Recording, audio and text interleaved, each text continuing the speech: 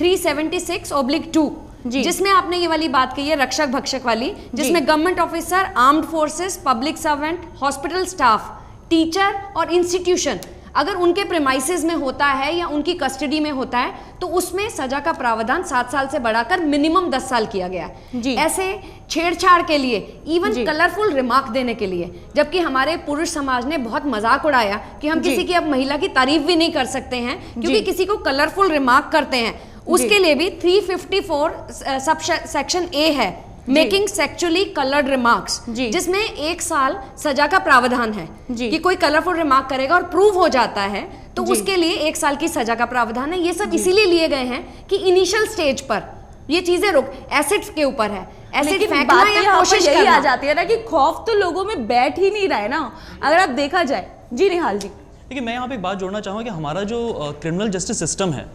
वो बहुत ही हद तक जो है डर कायम करने के बात पे होता है कि वो जो है रेस्टोरेटिव सिस्टम नहीं है, मतलब वो सिर्फ रिस्टोर करने की बात करता है कि मतलब कोई किसी ने कुछ गुनाह किया तो उसको हमने सजा दे दी ताकि वो दूसरों, ये हमारे दिमाग में बैठता है जो लॉ मेकर्स उनके दिमाग में कि वो जो गुनाहगार को हम सजा दे देंगे किसी तरीके से और वो बाकी जो लोग हैं उनके अंदर डर बैठ जाएगा। ऐसा आज तक नहीं हुआ, मैंने नहीं देखा। और लॉ की जो बात आपने की, जस्टिस वर्मा कमेटी की जो पूरा रिकमेंडेशंस थी वो बहुत ही परफेक्ट रिकमेंडेशंस थी, काफी हद तक उसमें बहुत सारी चीजों को एड्रेस किया था। हाँ,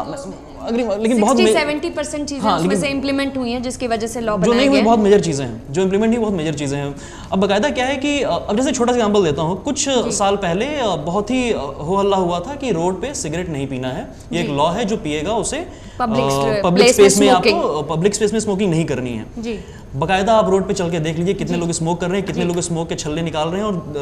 दूसरों के चेहरे पे मार रहे हैं। अब ये जो है, अब यहाँ पे बात आ जाती है कि समाज क्या एक्सेप्ट कर रहा है उन रिकमेंडेशंस को, उन लॉज को समाज एक्सेप्ट कर रहा है क्या?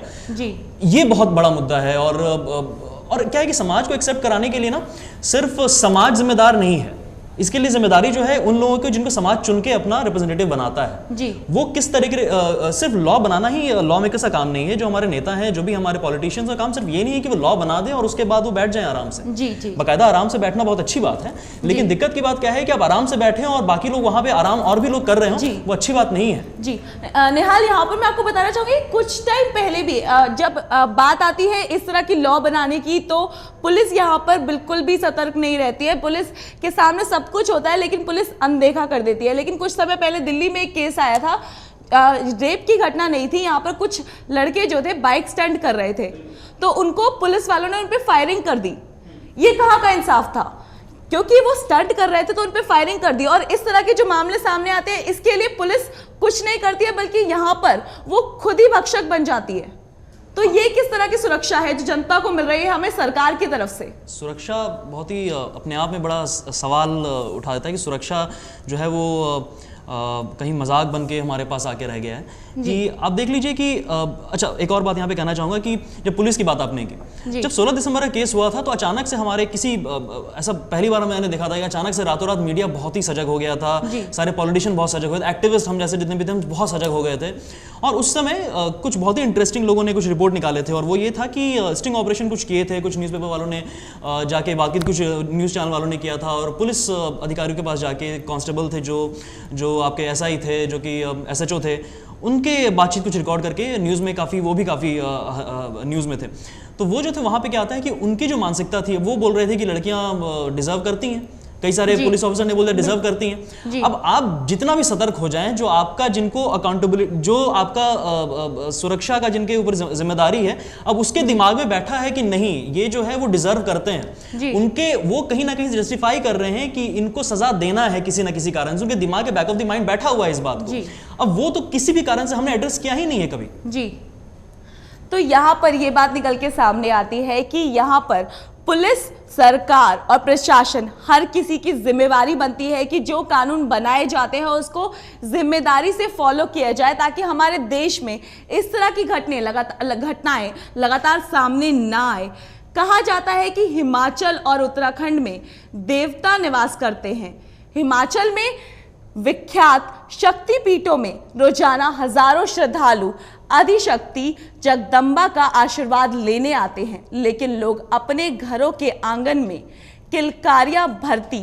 घुटनों चलती, अपने परिवार के सब कुछ त्याग देने वाली मेहनताश के रूप में मां जगदम्बा के इन मासूम स्वरूपों की इज्जत करना कब सीखेंगे।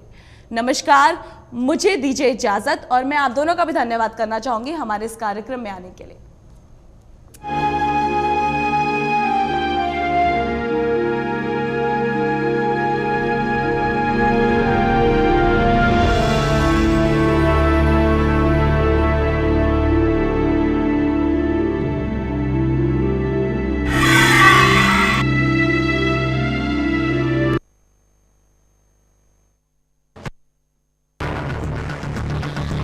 कैसा है सियासत का अंदाज,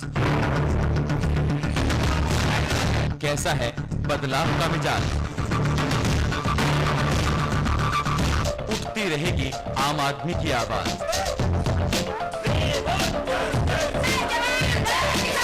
सभ्यता और संस्कृति का भी होगा साथ। देखिए उत्तराखंड का हर रंग, रोजाना टीवी 100 के संग। आवाज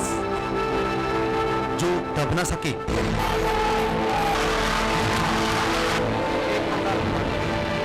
बदल देती है